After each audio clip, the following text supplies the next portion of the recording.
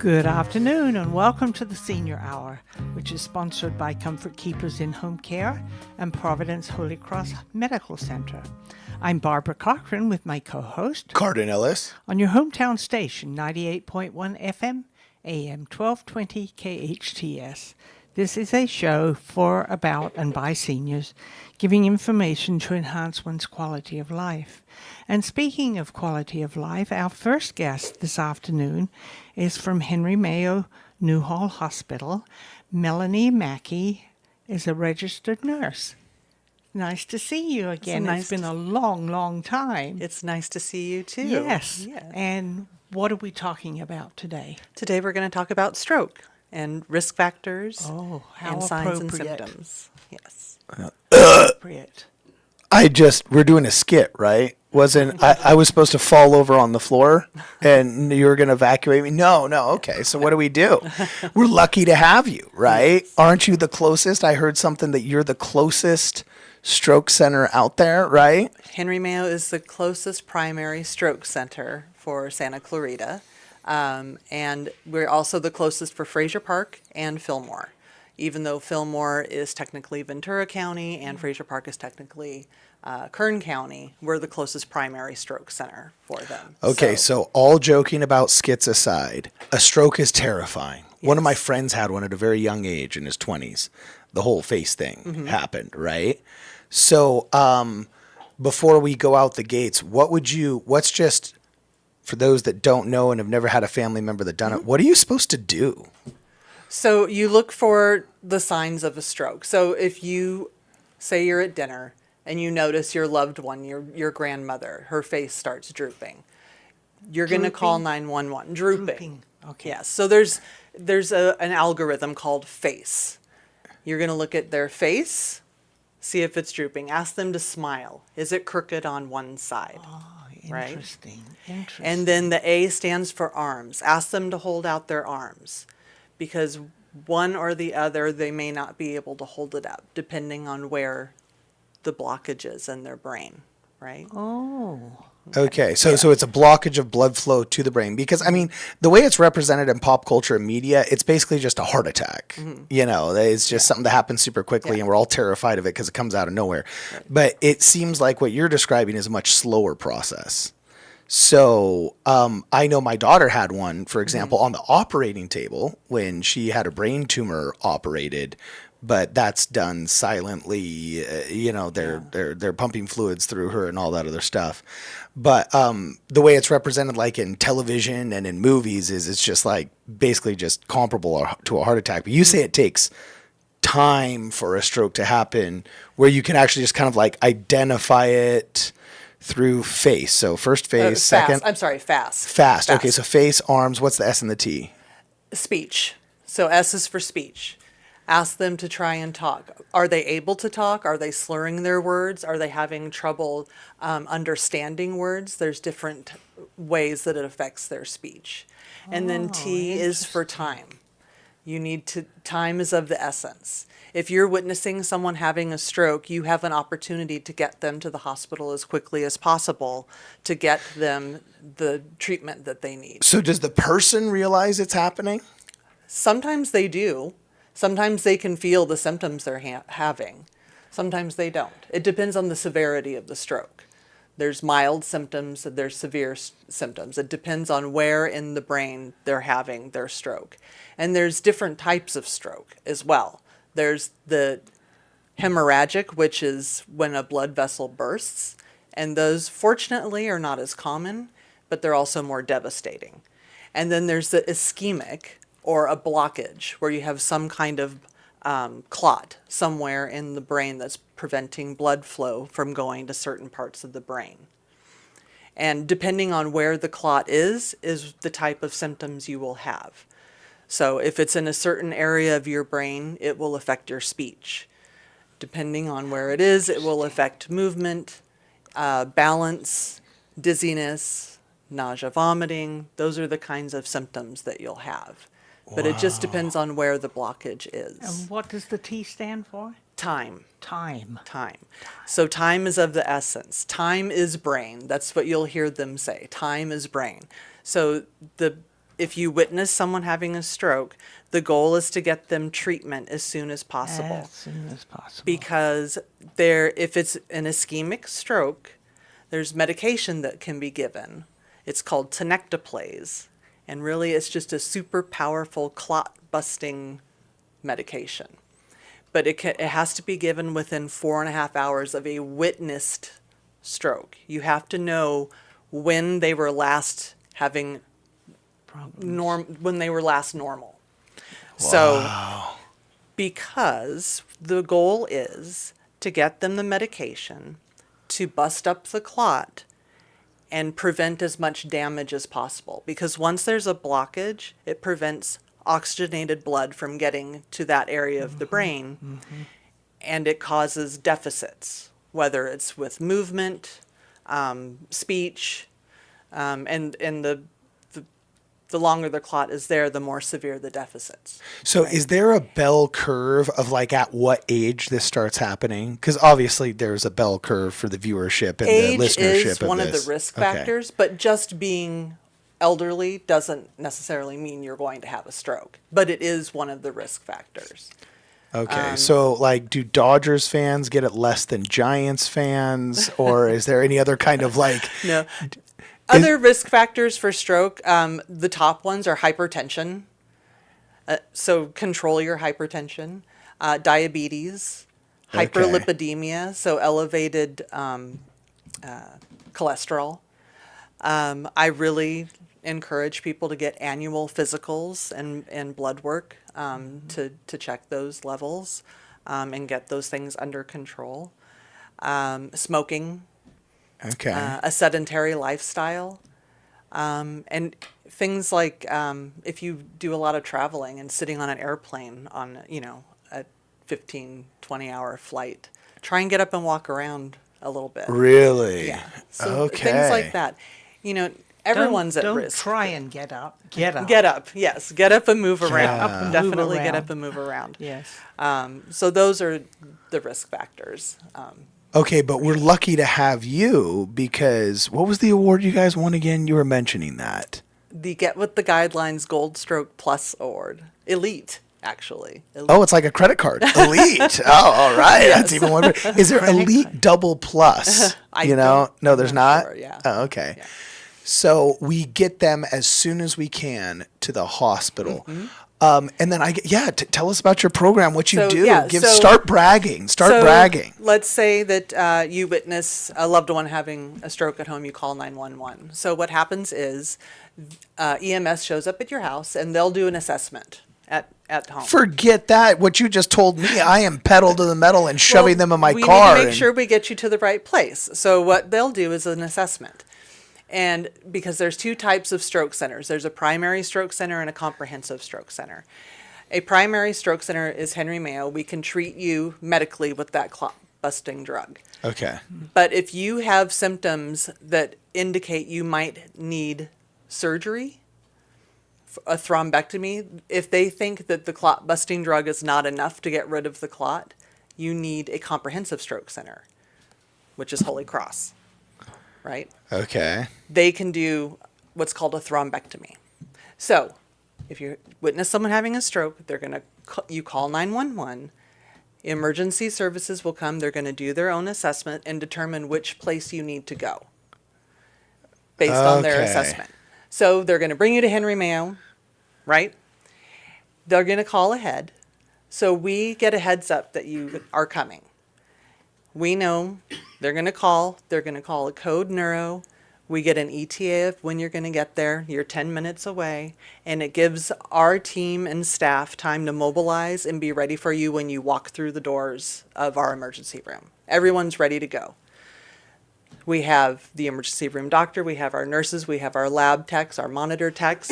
And we have teleneurology now. So we have the neurologist is already there on the screen, ready to go. Well, when you said prior when you walk through the door, if you're picked up by the EMT, When they're they've bringing, got yeah, you they're in the bringing bed. you, yeah, they're they wheeling won't you let through the door. That's I should right. say, wheeling you through the door. Yes. So right there in triage, we do another quick assessment with the emergency room physician and the teleneurologist, and then from there we get you to CAT scan. The goal is to get you into imaging and get a picture of your brain to determine if you're having a hemorrhagic stroke, or which is the busted blood vessel, the bleeding kind, which is, and then, or the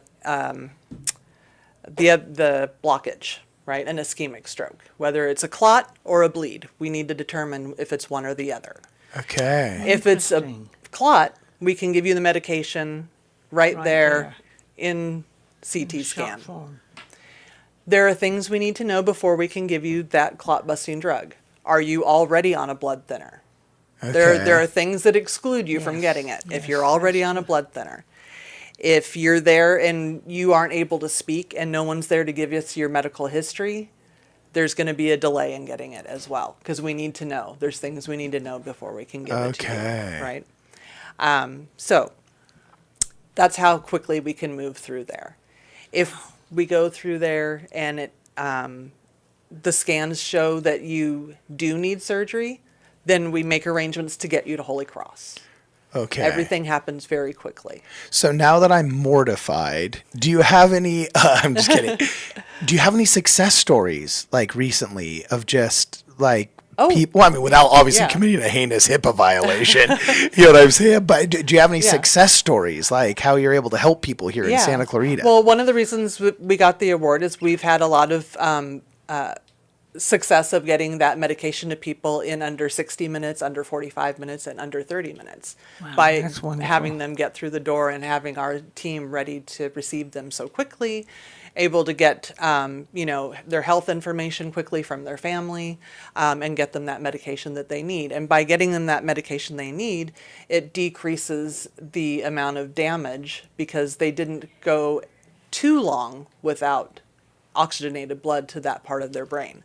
So their deficits weren't so severe, or their symptoms went away.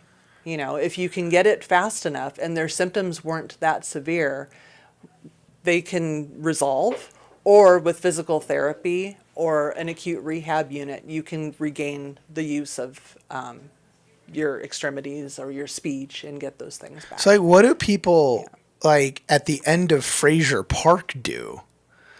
You're a 90-minute in the winter. You're 2 hours away from a hospital. Like what? I've rethought my retirement plans because I always think, I want to live, out here where they're not necessarily Fraser Park, although it's I want to live in beautiful, Sequoia, but it's what do you do in the winter? And after working in the hospital and seeing people come in and being kind of isolated in these places, it's kind of made me rethink of, where I might want to retire. Or I don't retire until I have a VO2 max of 50 and I can do an Ironman or something. Right. Wow. Does general, is it something that you can, I don't want to say postpone, but is it something where it kind of is just a lottery, and if you're unlucky, it happens to you?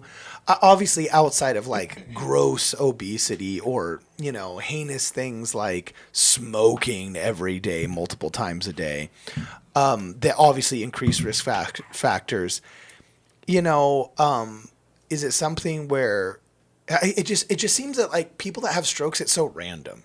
Yeah. I've known people that they're 15 years older than me and are literal like triathletes that will have a stroke. And then the couch potato I know that's 100 pounds overweight and like is sweating at the end of the block just lives until he's, 70, 80, 90, 100. What is there anything that like the average bear can do where you just know, okay, this will prevent a stroke? We know so much about cardiovascular health.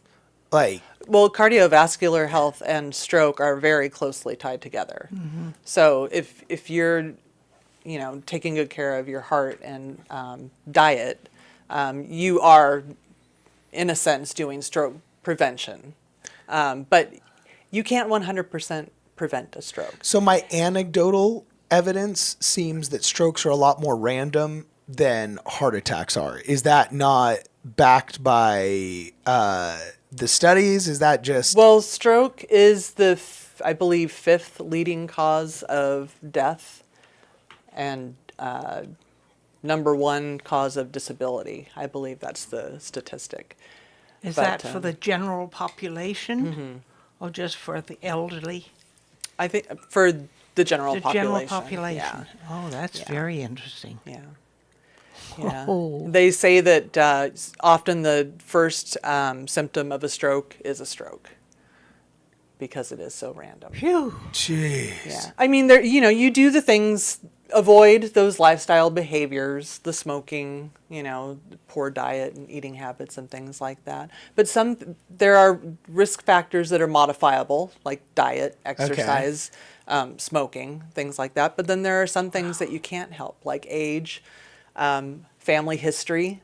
There's nothing you can do to change your family history. If you have a family history of stroke, there's nothing you can do to change that. If you're, have a family history of hyperlipidemia and hypertension, you might have it too, even if you are a triathlete. I know plenty of thin athletic people who still have hypertension and Really? high cholesterol and have to take medication to control it. So sometimes you're just dealt a bad hand. And Wow, yeah. I'm extremely lucky. Yes. Yeah, I was Yeah. going to say, Barbara, how do No, you knock always on get wood. out of everything? Well, You've defeated cancer 4 times. twice. Twice. Twice. Well, you look like 4 this is times, cancerous. That was This 5 is. times. No. Oh my Right gosh. My Yes. father had that too. And Yeah. I decided to take the cream session first rather than go in and have it cut out. Yeah. So I have 2 more weeks of putting the cream on 5 nights a week and leaving it off 2 nights a week. Yeah. So we'll see what happens when I go in and see a doctor. Oh, I thought all you these- just got in a fight with a family member and lost. I thought this was domestic doesn't violence. lose. I didn't realize this was chemotherapy. Oh, okay. No, my kids would not do that to me. Absolutely not. They take good care of me. What's the Thank best creative Englishwoman punishment you can give for a child who has misbehaved? What When is I was the a best kid, what? misbehaved. Like, what's a cool, a dunce cap, or like, do you just use strongly worded? Is there like a My word? father used to smack me on my buttocks. That was it. Oh, okay. Boy, could he smack. Yeah. See, I'm telling you, man. Oh, Really? oh yes, Wow. Okay. he did. When I was a kid, Mrs. But Anderson. that's what they did in England. They they didn't push you in a corner and make you stay there. Oh. Or they didn't take food away from you or that. They'd smack you. Oh, okay. But Wow. that's a long time ago. I think it's probably changed by I now. look back at Santa Clara Elementary, and one of my teachers had a little thing on the wall that was one of those little paddles with the my holes Lord. drilled in it, right? And it was like a joke, you know what I'm saying? She never actually used it, but I remember thinking, man, you couldn't even joke about that nowadays, man. So, wow, okay. Yeah. Then you're a registered nurse. Before we go, what's your role on all of this? Like, you just helping people through the process that has survived, or what? So I oversee the program. I coordinate all the points. I make sure that we're meeting all of our metrics, that we're appropriately staffed. Get everybody everything that they need in the program. Are you busy? We're very busy. That's Yes. what I thought. Yes, we see about average 2 to 3 strokes that come into the emergency room a day. Oh, Jeez my goodness. Louise. Is there anything our listeners can do to help? Like, is it just, can you just donate to Henry Mayo? Like, I feel like I need to pay it forward in case I ever have a stroke, you know? Is there anything they can do? They can always contact our foundation at Henry Mayo at 661-200-2000. Okay, so that's 661-200-2000. If you guys want to help out Henry Mayo. Unfortunately, we got to take a break now. I am your co-host, Cardon Ellis, and you've been listening to Barbara Cochran on the Senior Hour at FM 98.1 AM 1220 KHTS. We will be back after these short and brief but very awesome messages. Welcome back to the Senior Hour. I'm Barbara Cochran with my co-host, Cardon Ellis. on your hometown station, 98.1 FM, AM 1220 KHTS. And our next guest is Oscar Martinez, who is a candidate for LA County Sheriff. Welcome. It's good to see you. Thank you so much, ma'am. Thank you so much for having me here. My, that must be a goal. That's definitely a goal, yes, but it's not up to me. It's up to the voters of LA County. Well, that's very true. So, how do you qualify to be a candidate? Well, first of all, I'm a U.S. citizen, proud U.S. citizen. That's the first thing. I'm also been with the Sheriff's Department for about 16 years. And Wow. before that, I was with the United States Marine Corps for 8 years, where I had the honor of serving my country in both Iraq and Afghanistan. So I believe that I have both the technical experience as well as the leadership experience to lead the LA County Sheriff's Department. And you've had actual experience, hands-on Hands-on, yes. experience, which that makes all the difference in the world. Yes, ma'am. Yes, ma'am. Because so many times you'll have people who say, oh, maybe I'll get involved in that.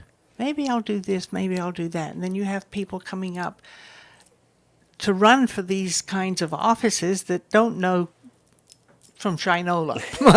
That's a good way to put it. Yeah, it says, please do not curse on the air. Let's keep it clean. From Yes. Shinola. Yes, but at the end of the day, the voters decide, regardless of resume. This is not a battle of resumes. This is for the voters to decide. And what I've always told people, the sheriff's election is the only election we the people get to choose who enforces the law. There's no other election like that. This is the only one where we the people decide who gets to enforce the law. Now, keep in mind, the United States is the only country that gives us that privilege. And that right, excuse me. Yes. There's no other country like that. So it's a very important election, and I hope that the listeners pay attention to it. By the way, I am loving this combo of Marine, not ex-Marine, but No, Marine yes. and LA County Sheriff. Do you remember in 1992? I had to look this up just to make sure that I got the stats right. I love his. To He's a wealth of information. yeah, History Reddit with r/US Marine Corps from 6 years ago. But apparently, this day in history, in the 1992 LA riots, police officers asked the accompanying U.S. Marines to, quote, cover me Oh, no. while searching a house for a suspect that had held his wife and children hostage. The Marines, hearing the term cover me, Yes. assumed suppressive fire. Correct. So they quickly launched over 200 rounds into the house. Yes, cover me has different meanings in law enforcement and the military. So Can you cover me? Yes, sir. Dun, dun, dun, dun. done. We covered. When you became a sheriff, did you ever think you would be running for sheriff of LA? No, absolutely not. I expected to lead my career quietly.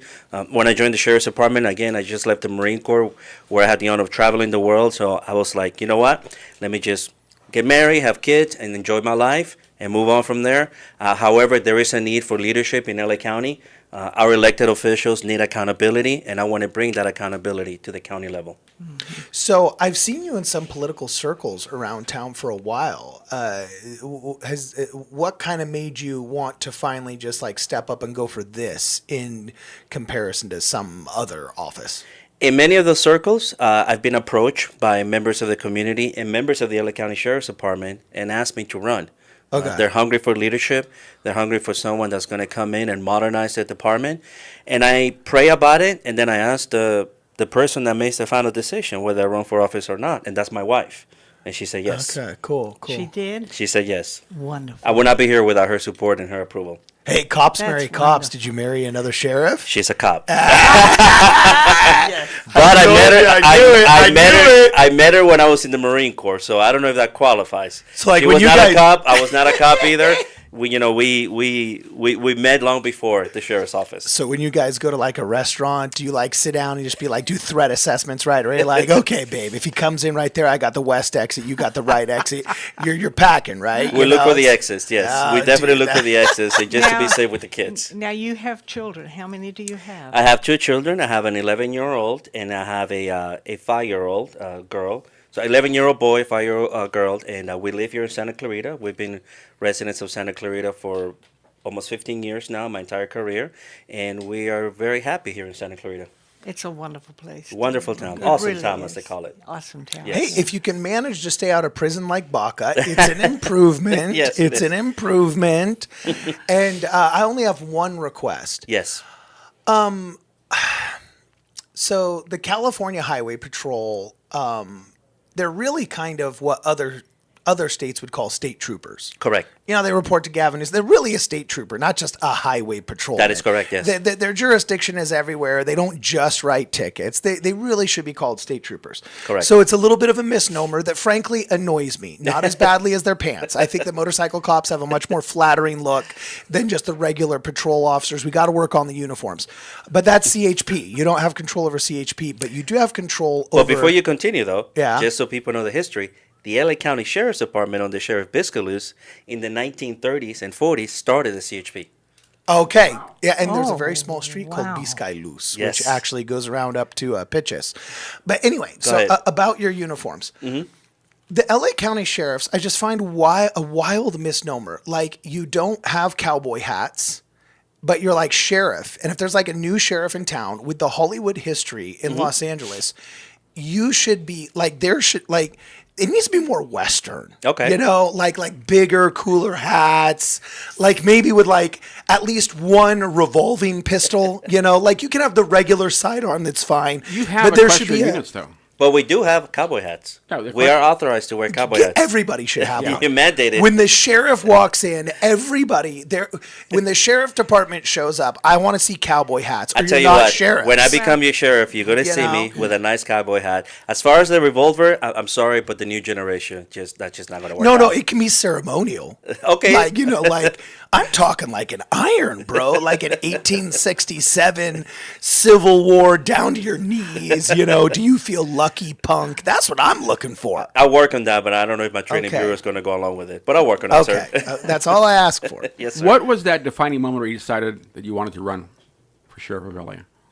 In the past year, we have seen some horrible tragedies in LA County.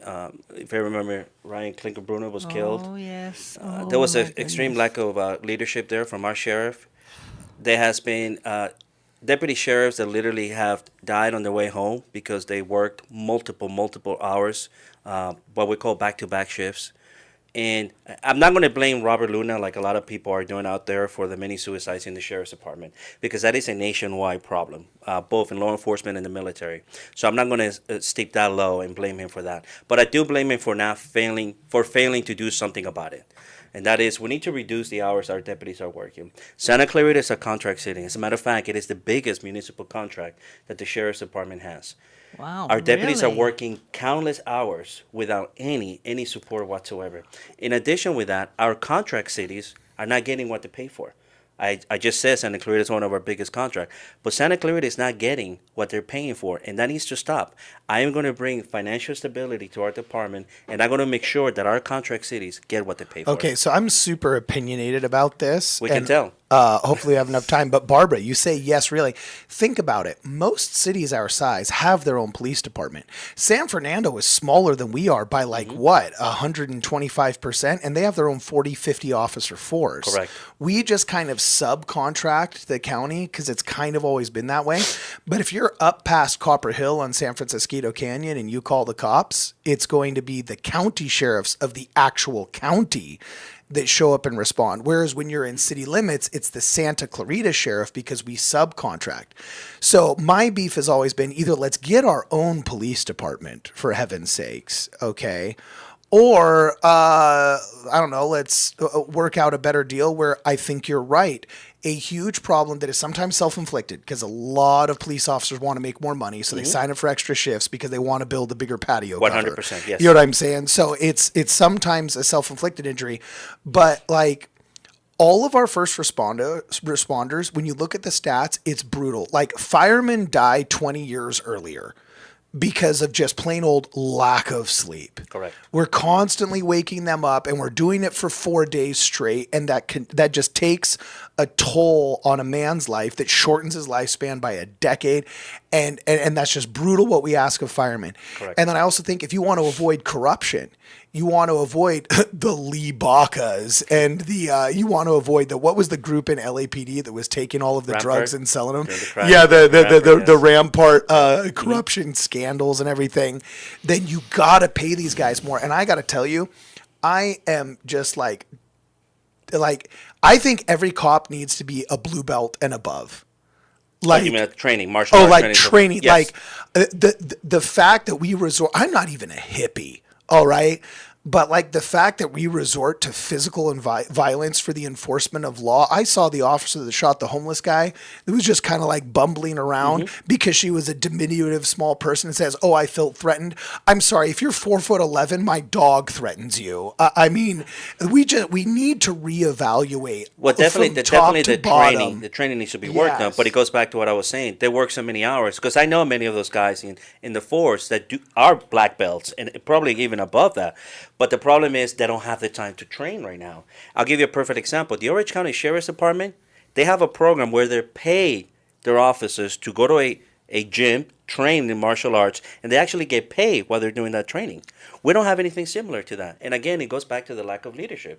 This is the kind of innovations that I want to bring to the department because, again, when you have those deputies that know how to fight, that take care of themselves, and have high morale, the community will benefit because then they're going to be proactive in the community. So true or not true, if you had $1 million to throw at a problem, wouldn't 10 police officers in decked out vehicles that have every weapon you need, okay, that can run a mile in 7 minutes and are a black belt in jiu-jitsu and then like a top tier Krav Maga guy, wouldn't 10 of those making $250,000 a year be better than 30 of them making 100 of just the out of shape untrained ones making 100 grand a year? Yes. Okay. That will be better because they're going to be more proactive and they're actually going to investigate and fight the crimes. Yeah, Yes. and probably be much more handsome and look better in that cowboy hat because then they'll be chiseled, they'll be He just wants the yoked. cowboy hat. You know what I'm saying? Yes. It's all Like, about this Western thing for you. yes, exactly. I want freaking Clint Eastwood cowboy lookalikes mixed with Arnold Schwarzenegger Well, showing up to drag me out of not the burning building because Or I'm not not you, fireman, not you, but somebody else. Somebody else. Well, you bring up a good point, which is, again, I'm not calling for a bigger force. Notice I never said we need a bigger force. We need a better trained force. You don't have to have 100 cops to do the work of 50. Again, if they're better trained, they have the equipment and they have the morale, they're going to be effective in protecting our communities. Okay, now last question. What about CCWs? One of the great things Villanueva did was he opened up the CCW so people could finally start exercising their Second Amendment right to conceal carry. That is correct. You But know- also remember, he closed down the gun stores during COVID as well. Okay, but I think the former is a lot more important than the latter. That is true. Because one is only temporary, and for 23 years, they only gave out like 7 CCWs. It was something absurd, right? Mm-hmm. So what would your intentions with the CCW program be? If you look at my social media, I have been to almost every CPRA organization. What's LA County. CPRA stand CPRA for? is the California Pistol and Rifle Association meetings. Okay. I am a strong advocate of the Second Amendment. I believe in the Second Amendment. I am a lifetime member of the NRA. I don't even pay into my membership anymore. And after the Bruin decision from the Supreme Court in 2022, we have to provide CCW. It's not optional anymore. So if you have politicians out there that may be against CCWs, that's irrelevant now. Per the Supreme Court, there's no such thing as for cause anymore. If someone is law abiding and they meet the criteria, they're going to get their CCW. Now, what am I going to do? I'm going to work with our board of supervisors, and I'm going to tell them, I need a permanent team to process the CCW applications, which we don't have right now. And how am I going to justify that? If you don't give me the money to establish this team, the lawsuits that are going to come from not having this team are going to be way higher than you providing me with the money. And that's the key to the elected sheriff. You have to be able to compromise, and you have to be able to work with other elected officials. Okay. Well, what about the city council here? The members of the city council, can they have any say in what you're trying to do or what you intend to do? They can have a say as far as what kind of policing strategies we're going to have in their contract cities. They can definitely have a say in that. But as far as personnel and funding from the department, that's mainly with the board of supervisors. Oh, I see. I've also got, because it is the county sheriff, Correct. so they didn't County. report to the city. If it was a police department, then they would report to the city. Just like LAPD reports to Eric Garcetti, or reported to Eric Garcetti, now Karen Bass.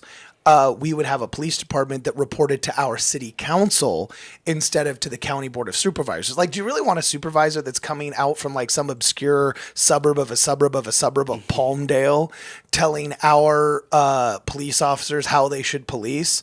Or do you want the guy that lives in Newhall and sends his kids to Peachland Elementary saying how we should police? So I got a controversial question for you, bro. But the city council, let me just say though, the city councils do have a lot to say.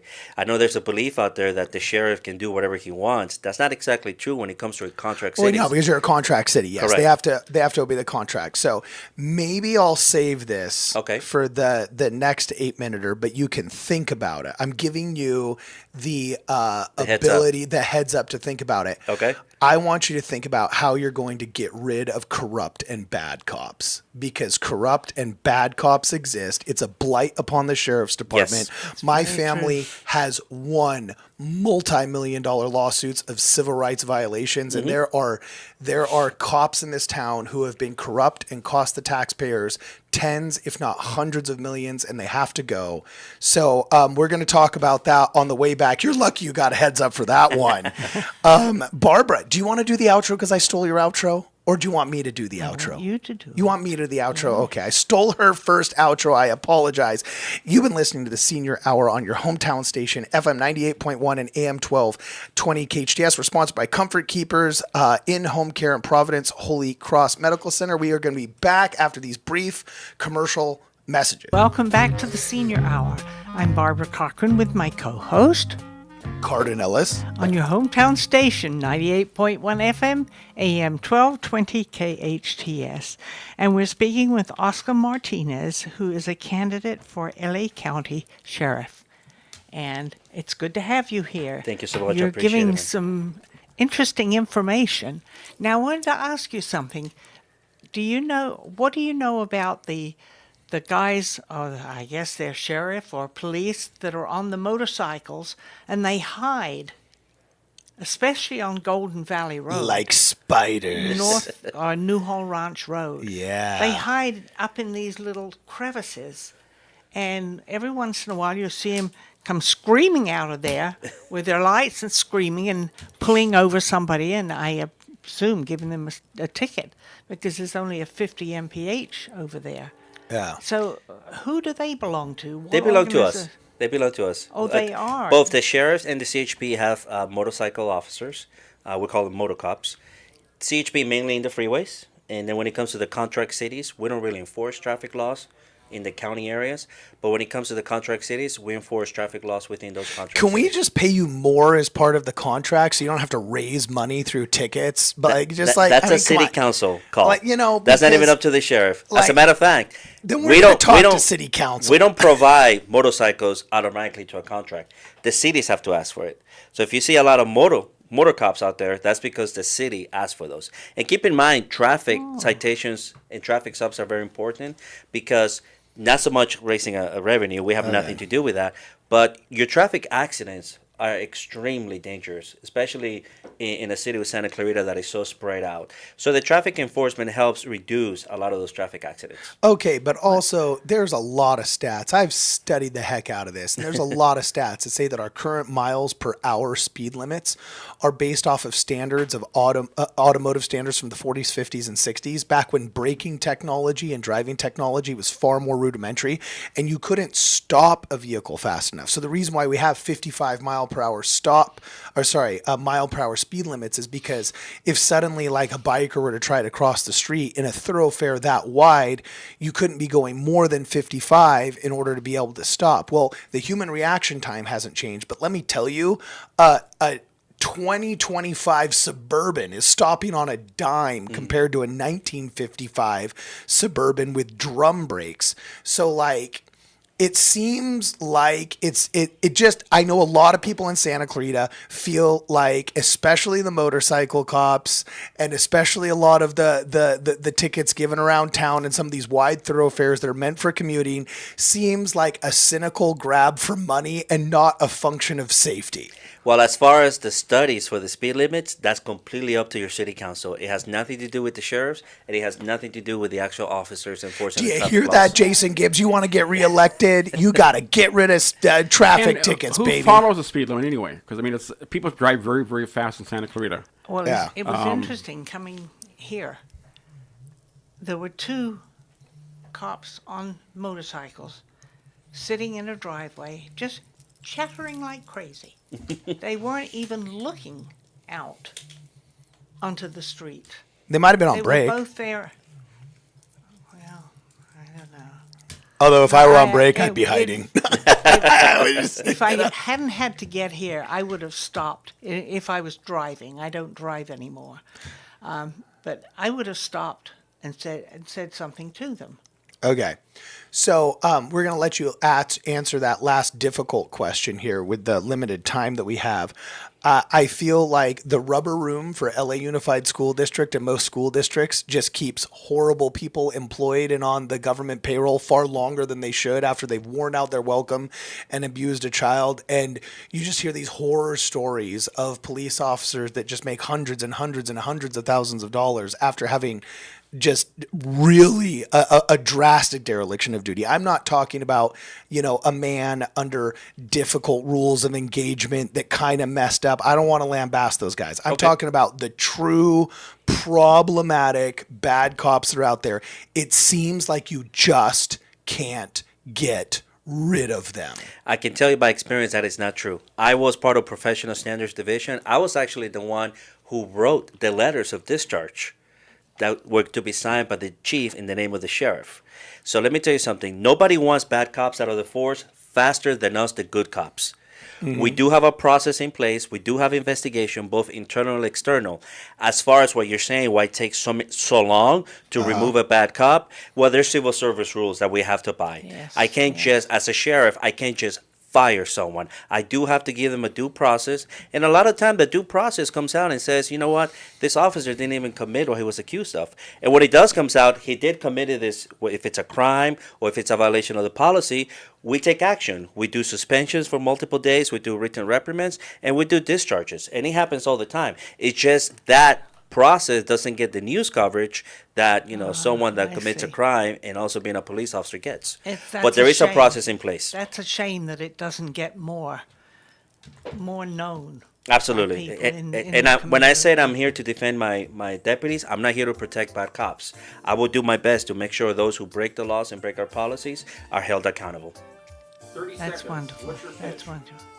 Make sure you vote for me. Donate. It is a big county, a very large county, bigger than a lot of states population-wise. Please donate. Please volunteer. And most importantly, do not forget to vote June of next year for the primary. All right. You've been listening to the Senior Hour on your hometown station, 98.1 FM, AM 1220 KHTS. We are sponsored by Comfort Keepers In-Home Care in Providence Holy Cross Medical Center. Now go on and enhance your quality of life. And vote for Barbara.